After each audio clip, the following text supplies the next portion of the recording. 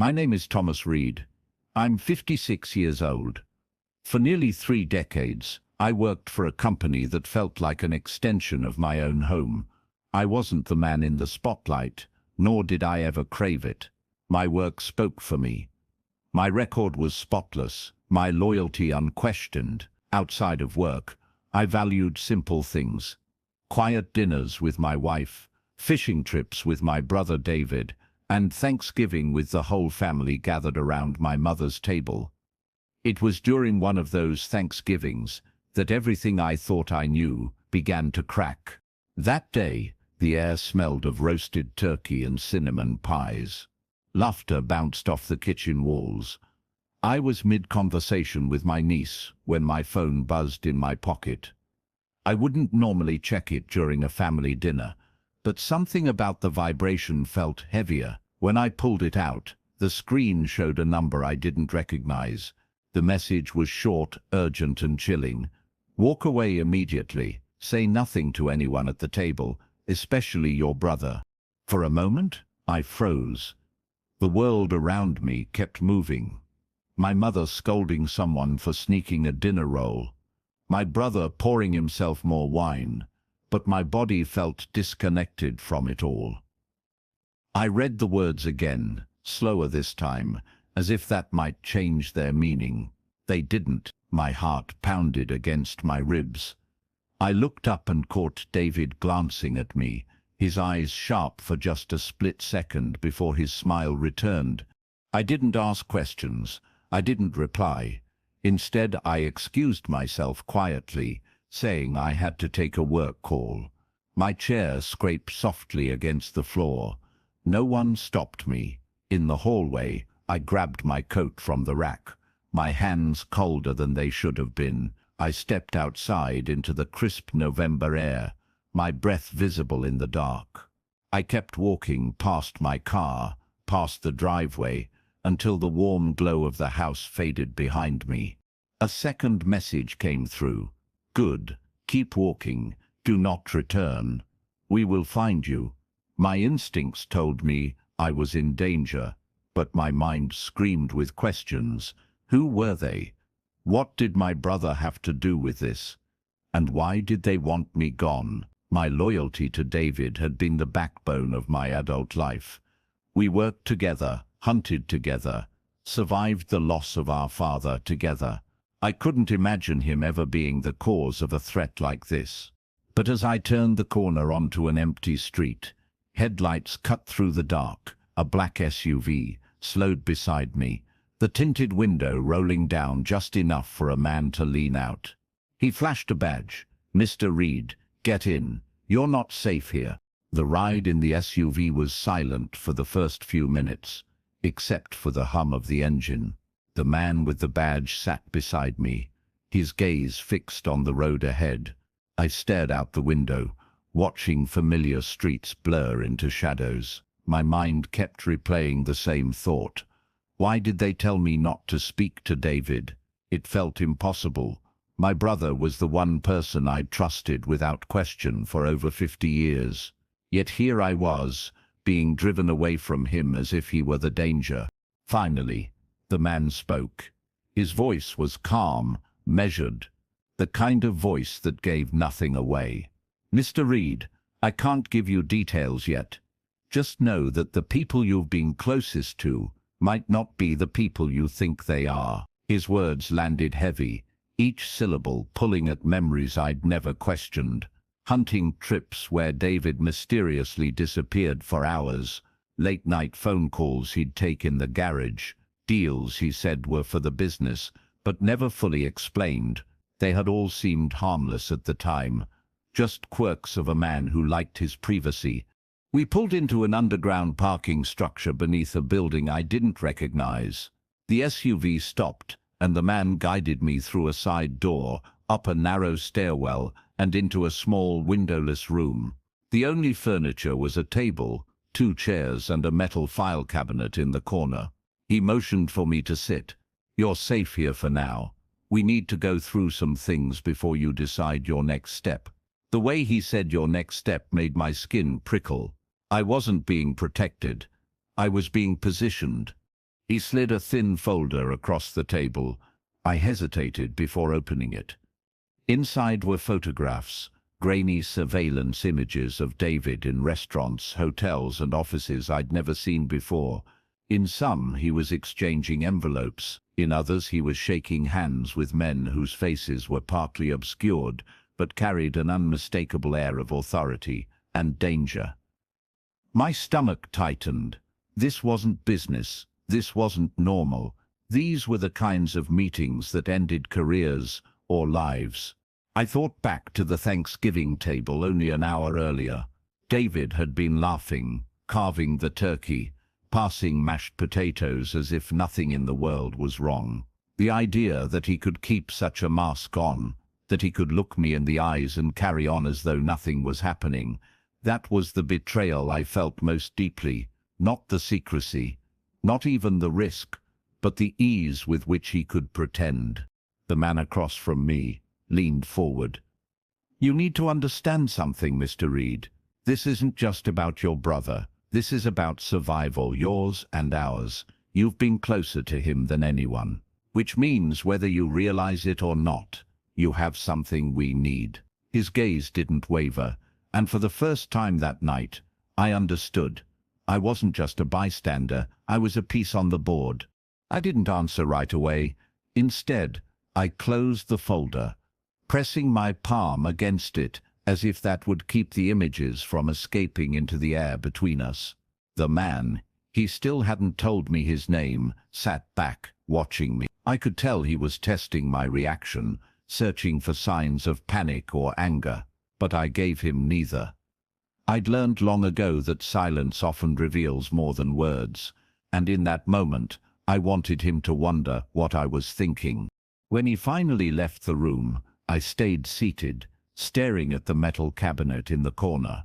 My mind was sifting through years of shared history with David, birthdays, fishing trips, late nights fixing the roof together. But my memory wasn't warm anymore. It was forensic. I replayed every strange moment I had, once dismissed. The times he insisted on meeting clients alone, the deals he said I wouldn't understand, the sudden bursts of income followed by stretches of unexplained quiet. I began to see a pattern, not of chance, but of design. And that's when I understood something vital. If these people wanted me out of that house tonight, it meant I already held a kind of leverage. Not because of what I knew, but because of what I could find out. I had access to places David might have forgotten I could reach. His old office storage, the accounts we had once shared, the safe in his basement we installed together 15 years ago. My proximity to him wasn't just emotional, it was logistical. The next morning, they let me leave. No handcuffs, no escort, just a warning to keep my head down. I returned home to an empty house, my wife visiting her sister for the weekend. The stillness gave me space to think. I didn't tell her about the warning, the SUV, or the photographs. Not yet. If David was playing a dangerous game, I couldn't risk pulling her into it. This was something I had to dismantle carefully, from the inside. I began small. A call to a mutual friend, who owed me a favor, yielded a list of properties David had purchased in the last decade. Most were under shell companies. 2 were cash buys. One, in particular, caught my attention, a storage facility on the edge of town. It had been registered under a name I recognized only because I'd once signed it as a witness for an unrelated deal. He must have thought I'd forgotten. I didn't know yet what I would do with whatever I found there, but I knew this much. My revenge wouldn't be loud. It wouldn't be angry. It would be precise. And by the time David realized what I was doing, he would already be standing on ground I'd quietly pulled out from beneath him. The storage facility was on the far edge of town, tucked behind a cluster of auto shops and half-abandoned warehouses. I drove there just before sunrise, when the streets were still empty and the air was sharp with cold. The attendant barely looked at me when I showed the old signature on a faded form. The name matched their records, and my quiet confidence made the rest easy. People rarely question what they think is already legitimate. Inside, the air smelled faintly of dust and engine oil. Rows of metal doors stretched in both directions, each with its own lock. The unit in question was halfway down. I'd brought my own set of lockpicks, an old skill I'd learned in my early years as a maintenance supervisor when keys were often misplaced. The lock surrendered with barely a whisper. What I found inside wasn't treasure, but it was better. Stacks of bankers' boxes lined the walls, each labeled with dates and vague descriptions. Invoices, shipments, In the corner, there was an old metal desk, its drawers stuffed with crumpled receipts, handwritten notes, and photocopies of IDs, none of them David's. At first glance it was a mess, but buried inside that mess was a trail, a quiet map of every handshake, every deal, every off-the-record shipment he'd tried to bury. I didn't take anything. Not yet. I photographed each document in sequence, careful to keep them in place. I knew that moving too quickly or too obviously would tip him off. My goal wasn't just to have evidence, it was to let the rope around him tighten without his awareness. Every piece I gathered was another knot I could pull later. Over the next few weeks, I built a separate network, quietly contacting people I knew from my years in the company. Old suppliers, former clients, even one or two retired inspectors who still held grudges. I never mentioned David by name, but I asked the right questions, the kind that made people start talking before they realized why they felt uneasy. I was sewing together a picture of his empire, an empire built on favors, shortcuts, and people too scared to speak up. And slowly, without any direct action against him, I began to see the cracks form. A supplier suddenly reconsidered renewing a contract. A client delayed payment indefinitely. A shipment got flagged for inspection at the port. David started making more phone calls, more visits to people he rarely saw. I wasn't in the room for any of it, but I didn't need to be. I could feel the tension building in the spaces between his movements. The storm was still quiet, but it was moving in. By the time winter deepened, the first real signs of strain were impossible to miss. David had always carried himself with a certain ease, a quiet confidence that came from knowing every piece on the board belonged to him. But now, his calls were shorter, his visits to the office less frequent. When I did see him, always by chance, never planned, there was a stiffness to him, a flicker in his eyes like a man doing mental math he couldn't quite solve. I kept my distance. That was the key. The less he saw me, the less he thought about me.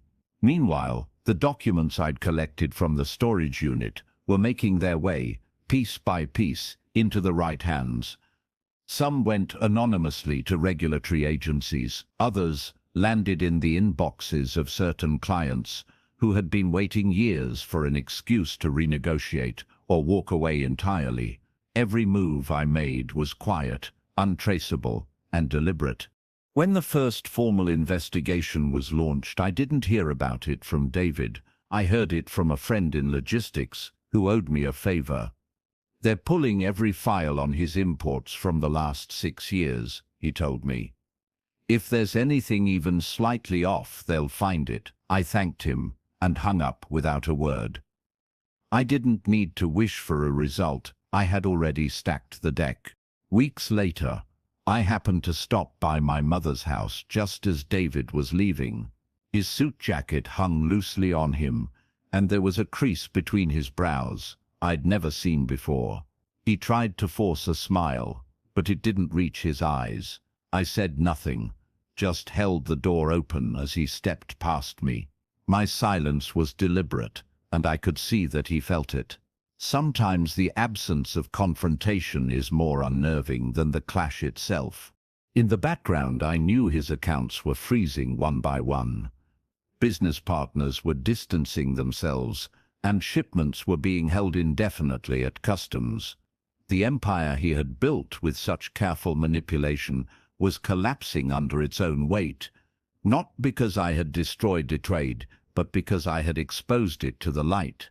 His own actions were undoing him, and through it all, I never raised my voice. I never accused him. I never demanded an explanation. I simply made sure that, brick by brick, the foundation he had built on deceit was quietly removed, until the whole structure gave way. When it finally fell, there was no dramatic explosion, just the soft, inevitable sound of something breaking beyond repair. When the collapse was complete, it happened almost without notice. No headlines, no public trial, no grand display. David simply disappeared from the spaces he used to occupy. The office he once commanded was locked. His name was quietly removed from company records, and his calls to me, which had already been rare, stopped entirely. It was as though the man I had known had dissolved, leaving behind only a shadow. I didn't seek him out. I didn't need to. I heard things in passing. Rumors of debt, of frozen assets, of people he had once trusted now refusing to take his calls. The details didn't matter. What mattered was the distance. For the first time in my life, I could look ahead without feeling the weight of his influence behind me. It wasn't joy I felt, nor was it revenge. It was clarity, the quiet satisfaction of knowing I had removed myself from a storm without ever having to stand in the rain. In the months that followed, my life grew simpler. I began walking in the mornings, cooking my own meals, and spending weekends fishing again, alone, but in peace. My wife eventually asked me why I seemed lighter, and I told her the truth in pieces, the way you tell someone about a dream that no longer had the power to unsettle you. She listened, not asking for details I wasn't ready to give, and in her silence I found understanding. I kept the photographs, the documents, and the records locked away in a small safe in my study, not as a threat, but as a reminder of how easily trust can be weaponized, and how quietly it can be dismantled when you refuse to meet betrayal with the same poison it offers you. My revenge had never been about destroying him, it was about reclaiming myself. The last time I saw David was by chance. Months later, in a small grocery store. He was thinner, his eyes sunken, his posture slouched. He didn't see me.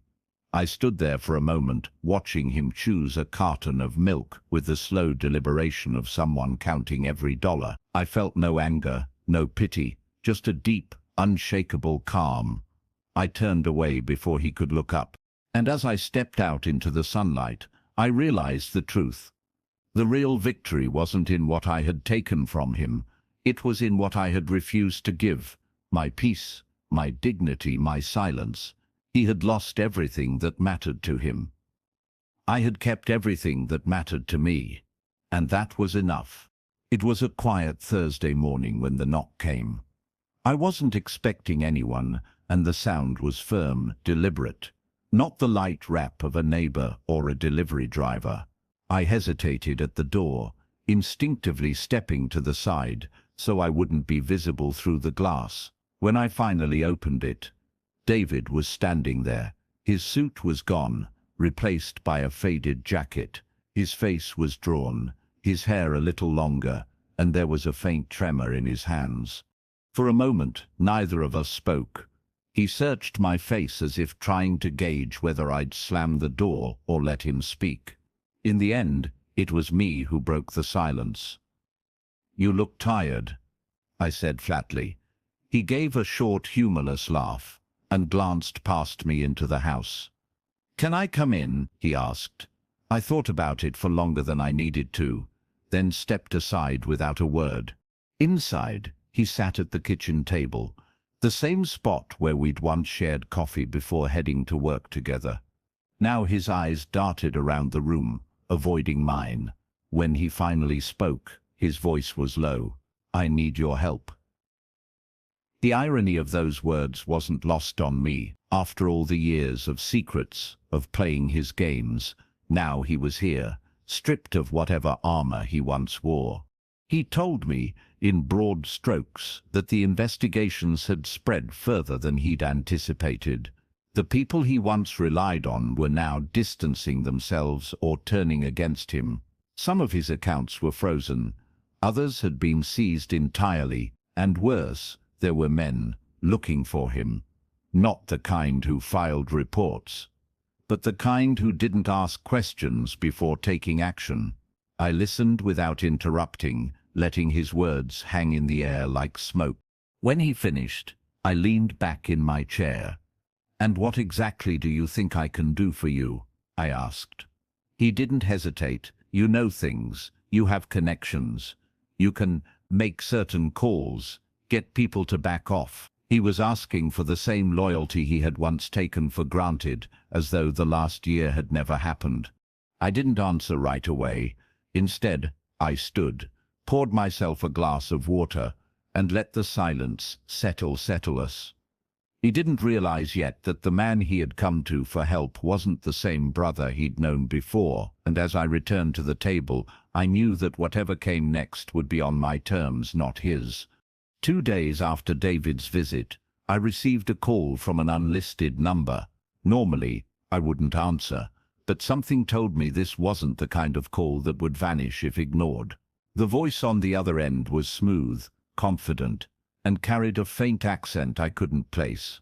"Miss Reed," the man said, as though we were already acquainted, "I understand your brother has been in touch." I didn't confirm or deny it. Instead, I let the pause stretch. People often reveal more when they're uncomfortable with silence. He took the bait. "Let's not waste time," he continued. "Your brother owes us a substantial sum, money he no longer has. You, however, still have influence. You can help him settle his debt, or you can watch things become very unpleasant for him, and possibly for you." The words weren't a threat, so much as an invitation. I could picture the man on the other end, leaning back in his chair, confident he had just placed me in the corner of his own chessboard. But what he didn't realize was that I'd been playing a different game entirely. I had spent months dismantling David's web. Now I was staring at one of its last remaining strands, and I had no intention of becoming tangled in it. I asked him one question: "What exactly do you think I have?" There was a short chuckle, the kind meant to disguise frustration. "You have his trust," the man replied. "And that, Mr. Reed, is worth more than money right now." I almost laughed at the irony. David's trust was the most fragile currency in existence, and yet this stranger thought it could buy him something real. I told the man I'd think about it. He gave me a time and place to meet, 3 nights from now, then hung up before I could respond. I stared at the deadline for a long moment, not because I was uncertain, but because I already knew I would show up, not to negotiate, but to see exactly who I was dealing with. Knowing your enemy was the first rule, and I had no intention of letting this one operate in the shadows. As I set the phone down, I glanced at the folder in my study, the one with every piece of leverage I'd collected on David. It wasn't just a record of his downfall anymore. It was a weapon, and now, it seemed, someone else had given me a reason to use it again. The meeting was set for a dimly lit cafe on the far edge of the city, the kind of place where no one asked questions and the regulars kept their heads down. I arrived 10 minutes early, took a seat facing the door, and ordered black coffee. The man from the phone call arrived exactly on time. He was well-dressed but not flashy, with sharp eyes that missed nothing. When he slid into the chair opposite me, I noticed he didn't bother introducing himself. He spoke as if we were already mid-conversation.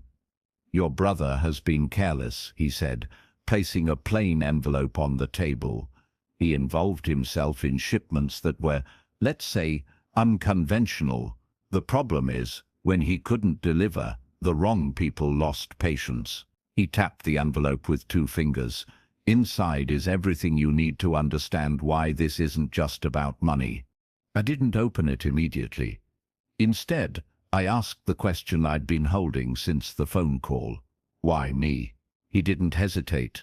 Because you were close enough to see his operations, and because you've stayed clean. That makes you valuable. The way he said it made my skin crawl. Valuable was just another word for useful, and useful people were rarely left alone.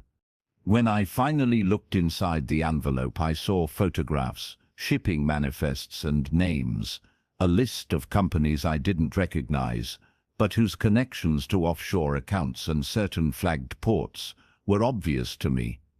This wasn't just David moving questionable goods. This was part of a network, one with reach far beyond his small-time schemes.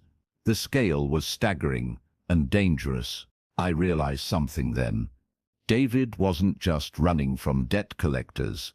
He had stumbled into something much larger than himself, and in his desperation, he had dragged my name into the periphery of that world. Whether by accident or design, the people sitting at this table with me now thought I could be turned into an asset. That was their first mistake. I slid the envelope back across the table. I understand your problem, I said, but it's not mine to solve. His smile didn't reach his eyes. It will be, Mr. Reed, sooner than you think. With that, he stood, leaving the envelope where it was, and walked out without another word. I didn't touch it again until I was safely home, and when I did, it was only to lock it away beside the rest of my leverage. For the next few weeks, I moved with deliberate patience. I didn't chase David, I didn't confront the man from the cafe, and I didn't call anyone from my old network unnecessarily. Instead, I observed, I watched patterns emerge, followed leads quietly, and documented everything. Every shipment, every contact, every whispered name that had previously gone unnoticed now became part of a web I could map with precision. I made small interventions first. Anonymous tips, quiet confirmations to authorities, subtle financial nudges that disrupted the smaller operations within the network. Nothing overt, nothing traceable. Every action was invisible, designed to look like coincidence or misfortune. I wanted these people to feel the walls closing in before they realized the force at work wasn't external. It was one step ahead, calculated and calm. David, for his part, began to crumble further.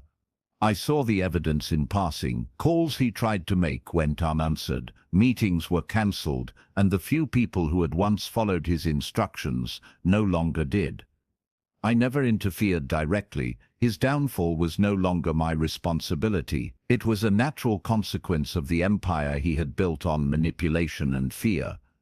I simply allowed the rhythm of cause and effect to take its course. The man from the cafe returned with another attempt to coerce me. He tried persuasion, subtle intimidation, even flattery, but I was unmoved. I responded only with measured silence, letting him underestimate my patience and resolve. His frustration grew. I could feel it, even without seeing him. That, I realized, was the quietest and most effective form of control, letting someone struggle against a wall that isn't visible until it's too late.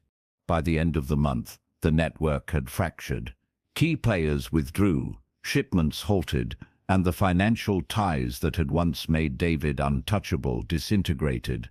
Every threat that had once loomed over me was neutralized, not with confrontation or anger, but with methodical, patient action. The people who thought they could manipulate me learned, without a single word from me, that I was no longer a pawn. I finally returned to the folder in my study. All the evidence, all the leverage, all the plans I had executed were neatly stacked and untouched. I didn't need them anymore. The storms they represented had passed. David's world, the network, the man from the cafe, all had been contained, quietly, precisely, and invisibly, and for the first time in months, I allowed myself to breathe freely, knowing that the quiet victory I had crafted was complete. The morning air smelled of rain and earth, a quiet calm settling over the city, like a blessing I hadn't felt in years. I walked through the empty streets, unhurried, no longer glancing over my shoulder, the last threads of David's empire. The network and the threats that had once loomed over me had all dissolved. Every move I had made had been precise, silent, and strategic, leaving nothing unresolved. For the first time I felt the weight of control fully in my hands, and it was light. I thought of David once more, not with anger, not with pity, but with clarity. He had made his choices. He had chosen fear, manipulation, and deception, and the natural consequences had followed him like shadows at dusk. I had no part in his unraveling beyond my own measured action. That understanding brought me a peace deeper than revenge ever could. It was the kind of satisfaction that comes not from seeing someone fall, but from knowing you never compromised your own integrity in the process. Returning home, I spent hours reorganizing the study, stacking the folders and evidence in a neat corner. They were no longer tools or weapons. They were reminders of how loyalty can be tested, how silence can be stronger than a shout, and how patience, cold, deliberate, unwavering, could turn the tide without a single confrontation. I touched each folder gently, feeling the weight of the past release itself into the room, leaving space for something new. The days that followed were quiet, almost ordinary, but that ordinariness was mine, reclaimed. I resumed walks through the park, morning coffee on the balcony, and fishing trips that required no pretense, no careful observation of who might be watching. Life was simple, yet richer for having been reclaimed from the edges of chaos. Every choice I had made, every silent maneuver, had led to this serenity, earned, deliberate, and absolute. One evening, as the sun dipped behind the horizon, I received a brief unsigned note slipped under my door. It read, "You win. Congratulations. No signature, no demand, no threat." I smiled and folded it, placing it atop the safe. It didn't matter who had sent it. What mattered was the acknowledgement of a truth I had long known, that the calm, strategic mind always outlasts chaos and desperation. As night fell, I sat in the quiet of my home, looking at the soft glow of lamps and the shadows stretching across the walls. For the first time in decades, I felt entirely free. The storm had passed. Loyalty, betrayal, and silence had played their roles, and I had moved through them with patience and dignity. I was whole, I was in control, and I was finally, completely at peace.